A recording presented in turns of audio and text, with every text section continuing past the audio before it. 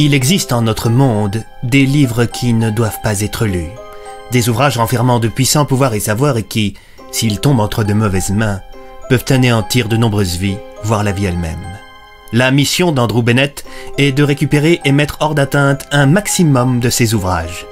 À l'aide de son étrange porte, il sillonne le monde à la recherche de ces livres maudits. Voici l'une de ses histoires. Elle s'intitule « Andrew Bennett et la créature d'argile ». Bienvenue dans Super Flame Story.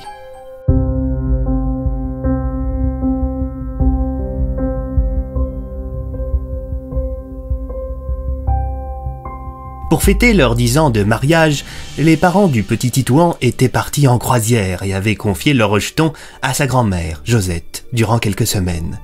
La vieille dame adorait son petit-fils et elle le gâtait sans cesse, n'hésitant pas à dépenser l'argent de sa retraite dans des jouets et des friandises afin que son petit Titi, comme elle l'appelait, passe de bons moments en sa compagnie.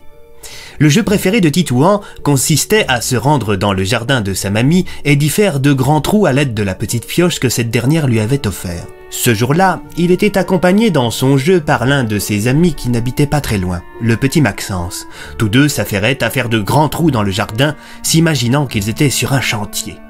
Mais alors que Titouan s'apprêtait à donner un coup de pioche dans le trou qu'il était en train de creuser, l'outil buta contre quelque chose de solide. Le petit garçon, intrigué, appela son camarade de jeu. « Hé Maxence, viens voir !»« Qu'est-ce qui se passe ?» demanda ce dernier en rappliquant. « T'as vu, on dirait qu'il y a quelque chose de solide là-dessous !» s'exclama Titouan en donnant un nouveau coup de pioche. « C'est peut-être un trésor !» suggéra Maxence. Sur ces mots, Titouan entreprit d'enlever la terre qui recouvrait l'étrange objet avec ses mains.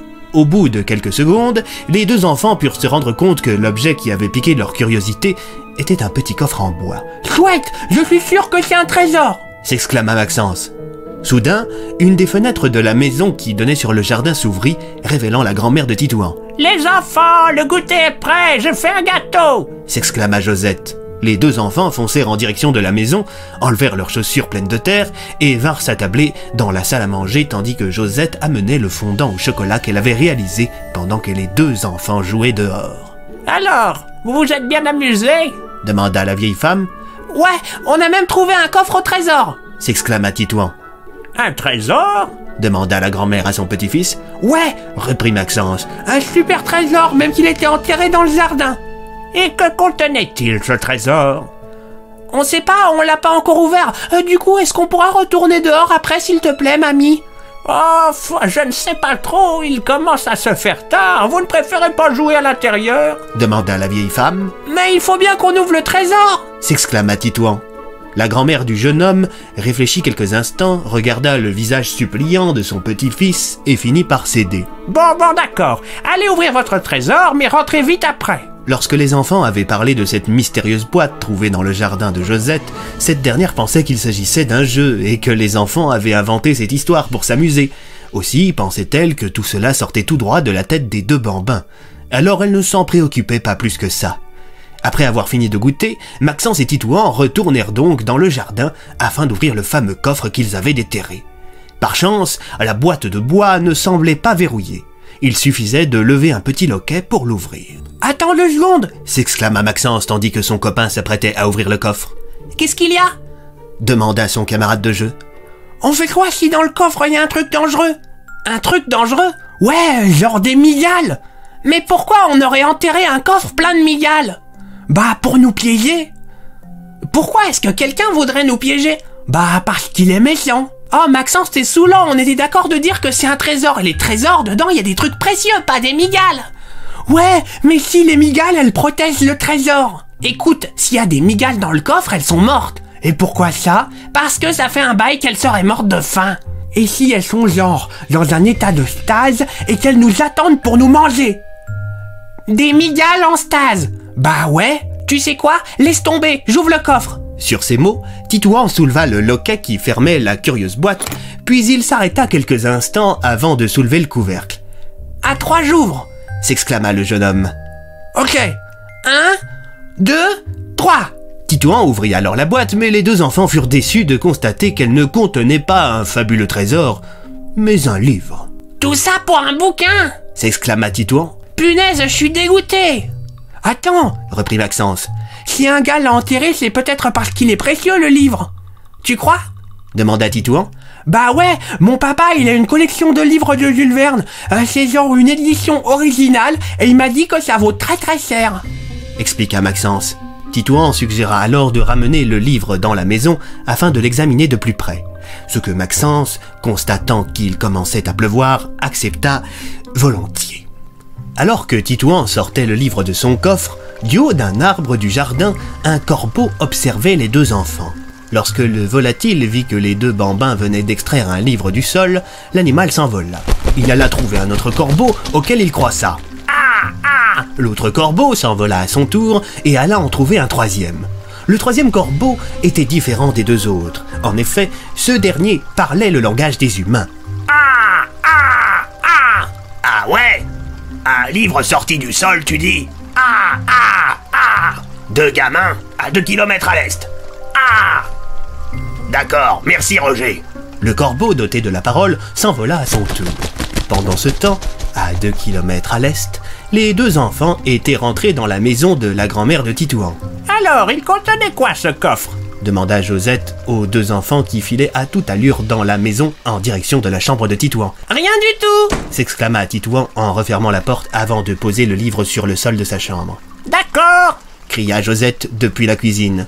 Est-ce que Maxence reste ici pour souper? Demanda-t-elle. Tu veux dormir ici? Demanda Titouan à son ami. Ouais, comme ça on pourra lire le livre avant d'aller se coucher.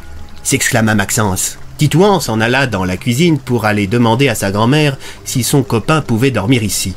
La vieille femme appela les parents de Maxence afin de savoir s'ils étaient d'accord, ce qui fut le cas. Quand Titouan retourna dans sa chambre pour annoncer la nouvelle à son ami, ce dernier n'avait pas résisté à la tentation de feuilleter le livre. On avait dit qu'on le regarderait après le souper! S'indigna Titouan. Oh, désolé, c'était trop tentant. S'excusa Maxence. Bon alors, ça parle de quoi? Alors, ça parle d'invoquer une créature qui t'obéit. Ah ouais? Mais il est bizarre ce livre, il raconte pas une histoire, c'est plus un genre de mode d'emploi, tu vois. Pendant ce temps, à quelques kilomètres de là, le corbeau doté de la parole venait de se poser dans un champ. Au milieu de ce champ se trouvait une porte, juste une porte. Tout ce qu'il y a de plus banal. Le corbeau s'en approcha en sautillant sur ses pattes et il donna plusieurs coups de bec sur cette dernière. La porte s'ouvrit alors, révélant un homme plutôt jeune, bien habillé, avec un grand manteau et des lunettes. Cet homme, c'était Andrew Bennett. « Ça alors, Rico, qu'est-ce qui t'amène ici ?» demanda l'homme. « Salut Andrew, je peux rentrer ?»« Certainement, » répondit le propriétaire de l'étrange porte en invitant le volatile à pénétrer les lieux. « Toujours aussi chouette ton bureau !» s'exclama Rico tandis qu'Andrew refermait la porte. « Tu veux des graines ?»« Volontiers !» Sur ces mots, Andrew se dirigea vers son bureau, ouvrit l'un des tiroirs et en ressortit quelques graines pour oiseaux qu'il déposa devant lui. Rico s'envola et se posa sur le bureau. « Alors Rico, qu'est-ce qui t'amène ?» demanda Andrew à son ami corbeau. « Bah, j'étais dans les parages avec ma femelle et là il y a Roger qui est venu me dire que Didier avait vu des gosses trouver un vieux bouquin. » Andrew prit un air sérieux. « Un vieux bouquin, dis-tu ?»« Ouais, jusque-là, rien de trop alarmant. » reprit le corbeau en picorant une graine. « Mais ce bouquin, les gosses l'auraient sorti d'un coffre, et le livre était enfoui dans un jardin. » Intriguant en effet. Tu as lu le titre de l'ouvrage, que je sache s'il est sur mon rouleau des livres interdits? Malheureusement pas. De toute façon, je te rappelle que la quasi-totalité de mes congénères ne savent pas lire. Andrew sortit de sa poche un smartphone. « Qu'est-ce que tu fais ?» demanda Rico le corbeau, intrigué. J'ai demandé à un ami étudiant en informatique de me coder une application qui répertorie sur une carte tous les endroits où je suis déjà allé. « Et où donc tu peux te rendre avec la porte ?» s'exclama Rico. « Malin, très malin. » Et si tu m'indiques avec ton bec où est la maison dans laquelle se trouve le livre, je peux me téléporter au plus près. Rico pencha sa tête sur l'écran et tapa avec son bec à l'emplacement présumé de la maison. « Ça devrait être ici. Par contre, je n'ai pas la position exacte. Mais Didier a dû y retourner. Apparemment, c'est un bon spot pour les vers de terre. » Andrew regarda à son tour l'écran du téléphone. « D'accord, je peux nous téléporter à côté de la supérette située à l'autre bout de la rue. Une fois qu'on sera sur place, tu t'envoles et tu essaieras de repérer Didier, puis tu reviens me dire où il est. » « Ok, ça marche !» répondit le volatile en picorant les dernières graines qui étaient posées sur le bureau d'Andrew. Pendant ce temps, Titouan et Maxence s'affairaient à lire le livre qu'ils avaient sorti de terre quelques heures auparavant. Maxence lisait à haute voix. Afin de faire venir à vous la créature d'argile, rendez-vous sur la double page centrale de l'ouvrage. Titouan s'empara du livre et se rendit sur la double page centrale de l'ouvrage. Elle était recouverte de toutes sortes de symboles étranges. Sur la page de gauche était dessinée la silhouette d'une main gauche, sur la page de droite, celle d'une main droite. En bas de la page était écrit « Placez vos mains dans les emplacements prévus à cet effet et effectuez le cycle digital suivant. Pouce gauche, pouce droit, les deux index, auriculaire gauche, auriculaire droit. » On le fait? demanda Titouan. Je sais pas trop. Répondit Maxence. Bah pourquoi? Je sais pas, j'ai l'impression que si on fait ça, on va se faire gronder. Tu sais, c'est comme quand on fait un truc que tu sais que tes parents, s'ils le découvrent, t'es privé de l'ordinateur pendant une semaine. Bah ouais, mais on le dira à personne, s'exclama Titouan en posant ses mains sur le livre. Bon, d'accord, répondit Maxence, moyennement convaincu. Au pire, si on se fait choper, je dirais que c'est moi, déclara Titouan en commençant le cycle digital. Alors, pouce gauche, pouce droit, les deux index, auriculaire gauche, auriculaire droit. À l'instant précis où l'auriculaire droit de Titouan avait touché le livre et complété le cycle digital, la foudre s'abattit à 3 reprises dans le jardin. Le sol trembla quelques secondes et l'électricité fut coupée. Les deux enfants, effrayés, poussèrent un cri. Ils se calmèrent rapidement et, depuis la cuisine, une voix se fit entendre. « Ça va les enfants, vous n'avez pas trop peur ?» cria Josette. Les deux enfants, plongés dans le noir, se rendirent lentement dans la cuisine où Josette avait pris soin d'allumer quelques bougies pour éclairer la pièce. « Bon sang, c'est pas passé loin. Dieu merci, j'ai une cuisine à gaz !» s'exclama la vieille femme. « Vous pouvez mettre la table, les enfants ?» demanda la grand-mère en goûtant son plat de pâte carbonara. « Tu crois que c'est de notre faute ?» chuchota Maxence à Titouan tout en s'emparant d'une assiette. « De quoi ?»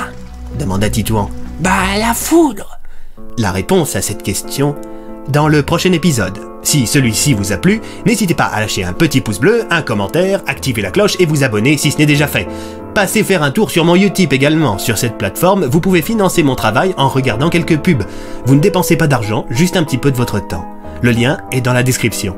À bientôt pour la suite de ce Super Flame Story.